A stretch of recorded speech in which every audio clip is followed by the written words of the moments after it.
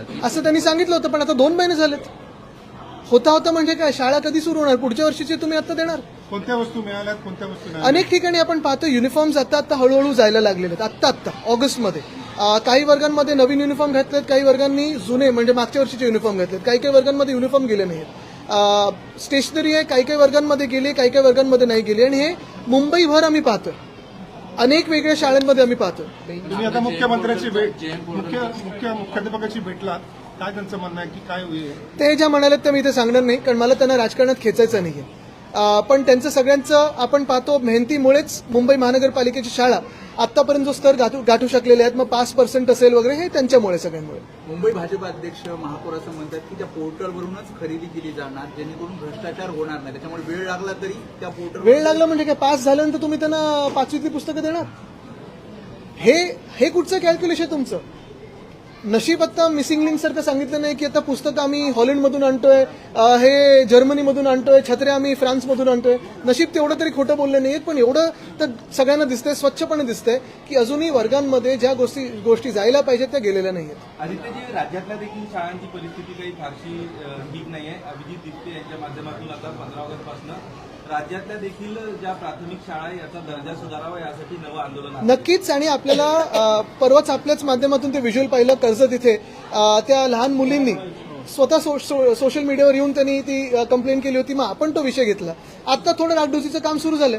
आणि जर मुंबईत हे हाल असतील की विद्यार्थ्यांना अजून गणवेश गेले नसतील, विद्यार्थ्यांना अजून स्टेशनरी गेले नसतील आपल्या राज्याच्या राजधानीमध्ये, तर इतर ठिकाणी काय अपेक्षित आपण पकडायचं? आणि म्हणून अजून एक तुम्हाला सांगतो, काल माझी जी नगरसेवकांबरोबर बैठक झाली, त्यांना ओपन स्पेसबद्दल सांगितलंच आहे, पण अनेक ठिकाणी शाळांचे प्लॉट त्यांचे रिझर्वेशन बदलले गेलेत, शाळा प्रायव्हेटायझेशनच्या हाती दिलेल्या आहेत. अनेक ठिकाणी आपण पाहतोय असेच गणवेश वगैरे दिले नाहीयेत. सगळ्यांना मी सांगितलेलं आहे की आपण कोणाचाही वॉर्ड असो, प्रत्येक शाळेत जाऊन तिकडच्या प्रिन्सिपलशी संवाद साधावा आणि काय तिथे कमी आहे तिथे पूर्तता करावी. कारण आमचं सरकार असताना आम्ही ते करायचो.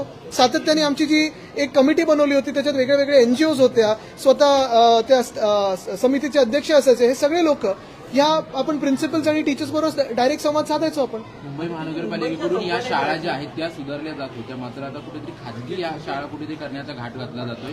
नक्कीच सगळं काही खासगी करायचंच चाललंय ना, मुख्यमंत्र्यांच्या डोळ्यासमोरच आहे. जमिनी आपण पाहतोय 16 एकर मुंबईची फुकटात मुख्यमंत्री स्वतः भाजपच्या आमदाराला देतात. फुटबॉलचा ग्राउंड आता दुसरे एक बँड्रामधलं, म्हणजे मला कळत नाही बँड्रामधल्या लोकप्रतिनिधींना 1-2 नगरसेवक आणि खासदार सोडले तर जे मुख्य लोकप्रतिनिधी आहेत त्यांना का वाटत नाही की तिकडच्या मोकळ्या जागा वाचाव्या? आता आज रेक्लेमेशनचं पण मला वाटतं तिकडचं ओपन स्पेस चाललंय कोणाच्या तरी हाती.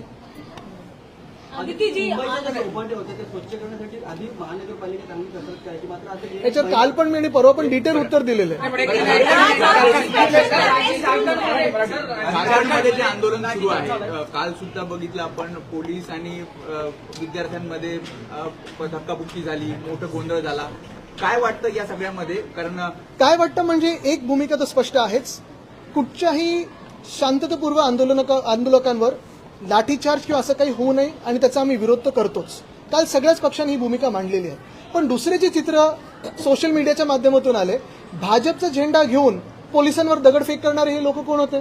काही तर मीडियानेच एक्सपोज केलंय. कोण दुसऱ्या राज्यातून तिथे झारखंडच्या त्या परीक्षेसाठी बसवलेलं आहे, आंदोलन करायला आणलंय, त्यांच्या गाड्यांमध्ये दगड सापडले, कोण कुठून गाड्या करून आलेल्या आहे, सांगतात आम्हाला भाजपनी बंगालमधून पाठवलंय, कुठून दुसरीकडून पाठवलंय.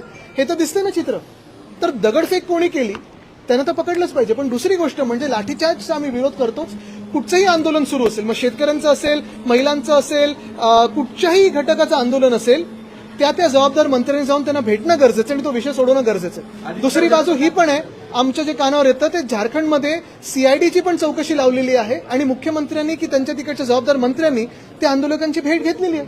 गृहमंत्री असतील, पंतप्रधान असतील, अजूनही संसदेत गेलेले नाही. जंतर मंतरचे आंदोलन झाले त्याबाबत अजूनही सविस्तर उत्तर त्यांनी संसदेत दिले. चंदा चोरीवर असेल किंवा ह्या आंदोलनावर असेल, कुठे उत्तर द्यायला तयार नाहीत. प्रधानमंत्री किंवा गृहमंत्री सगळ्या ह्या संसद भवनात जातात पण हाऊसमध्ये जात नाहीयेत. पहिल्यांदा आम्ही ऐकलं असेल, जागतिक उदाहरण असेल की एवढी सत्ता ताकद ईडी सीबीआय हातात असताना, लोकांना छळत असताना तुम्ही एका बाजूला आत जाऊ नाही शकत. पण जंतर मंतरवरती याच्या आधी आपण पहिल्या शिवसेनेचे अनेक नेते गेले, आता तुम्ही झारखंडला काही जाण्याचं प्लॅन वगैरे? अरे पण मला तुम्ही सांगा, जर आम्ही तुम्हाला सांगतोय की जर त्या आंदोलकांवर जिथे जिथे लाठीचार्ज झाला असेल त्याचा विरोध असेल, दुसरी गोष्ट म्हणजे सीआयडी प्रोब चालू आहे, तिथे चौकशी सुरू आहे. आणि तिसरी गोष्ट म्हणजे प्रधानमंत्री का नाही जातात, पण आम्ही सत्तेत आहोत का?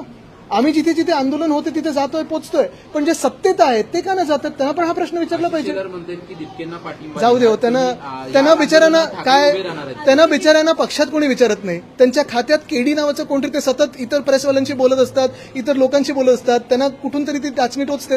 सहानुभूती आहे त्यांच्याबद्दल. दोन नगरसेवक जर सुनील लहिर असतील आणि त्यासोबतच राजूल पाटील असतील शिंदे गटाच्या संपर्कात असल्याचं आणि त्यांच्यासोबत जवळीक जास्त वाढत असल्याचं. तुम्ही फोन टॅप केलेत का? नाही, राजूल पाटील आणि शिंदे गटाच्या मंचावर. अरे काल पण जाऊ देता. आदित्य जी, झारखंड के प्रोटेस्ट पर जो है आज भी आशीष शेलार जी ने कहा है कि मैं टिकट देता हूं राहुल जी को, झारखंड जाइए. देखिए, जिनको उनके पार्टी में कोई स्तर नहीं है, जिनको उनके खाते में कोई काम करने का मौका नहीं मिल रहा है, और हर बार प्राइवेट में सीएम के बारे में हो या सीएम के कोई एक करीबी है उनके बारे में बोलते रहते हैं, मुझे बहुत सहानुभूति उनके बारे में और थेरेपी की उनको जरूरत है. मुझे नहीं लगता मैं उन पे टिक्का टिप्पणी करने की कोई जरूरत है. सर, बीएमसी स्कूल के इंस्पेक्शन पे है आज, आप क्या कहना चाहेंगे? बात यही है, बात स्पष्ट है. मैंने पहले भी कहा था, बीएमसी स्कूल्स का दर्जा अगर आप देखें तो पिछले 10-15 सालों में आगे बढ़ते आया है. फिर वो भले वर्चुअल क्लासरूम हो, डिजिटल सारे जो हम चीजें ला रहे, टैब्स हो, 8 भाषाओं में बीएमसी के 3 लाख विद्यार्थी पढ़ते हैं.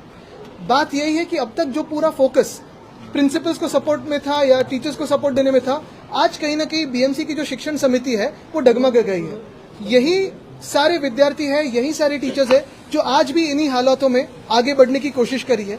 जो मार्च में एक निर्णय हुआ कि अभी तक जो 27 चीजें इनको फ्री ऑफ कॉस्ट दी जाती थी, सारे विद्यार्थियों को फ्री ऑफ कॉस्ट दी जाती थी, उसमें स्टेशनरी था, जूते थे, छाता था, ये सारी बातें, यूनिफॉर्म्स थे, वो आज अगस्त चल रहा है. अभी अभी थोड़ा पर्कुलेशन चल रहा है, अभी अभी उनके हाथों में जा रहा है. 2 महीने स्कूल शुरू होने के बाद अगर ये चीजें उनके हाथों में जाए तो गलती किसकी है? गलती भाजपा की है, क्योंकि भाजपा का शासन कहीं ना कहीं इसमें घोटाला कर रहा है. आदित्य जी, यूएस जज has dismissed case, criminal case against Gautam Adani. I think my focus today is on the case on our symbol and party name today, hoping to get justice, because justice delayed is justice denied. Sir, 2 चीजें हैं. झारखंड में जो आंदोलन हो रहा है उस पर अभिजीत दिप्के ने वहाँ के स्टूडेंट से बात की है, और दूसरी, कल वहाँ पर लाठीचार्ज हुआ है और छात्रों को लाठीचार्ज की तो हमने कल सारे लोगों ने, फिर राहुल जी हो, अभिजीत हो, हम सभी लोगों ने निंदा की है. दूसरी बात, जो सही बात है, वहाँ इन्वेस्टिगेशन जो भी पेपर लीक हुआ उस पर चालू है. तीसरी बात, वहाँ के मंत्री महोदय ने उनसे बात की है. चौथी बात, जैसे जंतर मंतर पे प्रधानमंत्री ने अभी तक कोई संपर्क उन विद्यार्थियों के साथ नहीं किया था, वैसे ही झारखंड के भी विद्यार्थियों के साथ प्रधानमंत्री महोदय अभी तक कुछ बोल रहे नहीं है. 5वीं बात यह है कि मीडिया और सोशल मीडिया के माध्यम से ही सामने आया है कि जो पुलिस कर्मचारियों पे पथराव हुआ, उनके हाथों में भाजपा के झंडे थे. जहां हर एक प्रोटेस्ट में तिरंगे जा रहे हैं तो पार्टी फ्लैग होने की क्या जरूरत थी? दूसरी बात, आपके हाथों में जो भाजपा के झंडे हैं वही क्यों पथराव कर रहे हैं? पीसफुल प्रोटेस्ट में ये सारी बातें करने की क्या जरूरत है? आदित्य जी, देश के होम मिनिस्टर ये प्रोटेस्ट क्रैकडाउन पर बोल रहे हैं कि अपोजिशन मस्ट नॉट डिस्टर्ब. मुझे लगता है चंदा चोरी पे जो राम मंदिर में हुई है, जो भाजपा के हाथों से हुई है, और फिर ये सारी बातें जो है, फिर स्टूडेंट प्रोटेस्ट पे जो पुलिस ब्रुटैलिटी हो, उस पे होम मिनिस्टर या प्रधानमंत्री कुछ बोलने के लिए तैयार नहीं है. पहली बार दुनिया में ऐसे एक उदाहरण होगा कि इतनी सारी ताकत, ईडी, आईटी, सीबीआई, लोगों को हैरान करने के बाद भी आप सदन में नहीं जा सकते.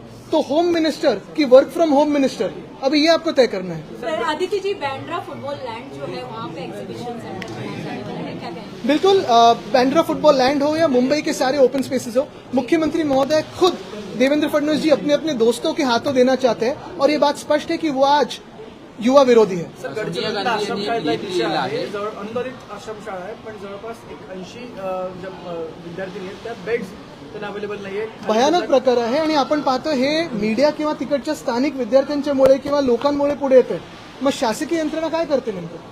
सोनिया गांधी यांनी एक लेख लिहिला आहे. त्यांचं म्हणणं आहे की मनमोहन सिंग आणि मोदी यांच्यामध्ये वेगवेगळे सामने, जमीन आसमानचा फरक है. आदित्य जी, जेल के ताले टूटे हुए, सारे साथी छूटेंगे.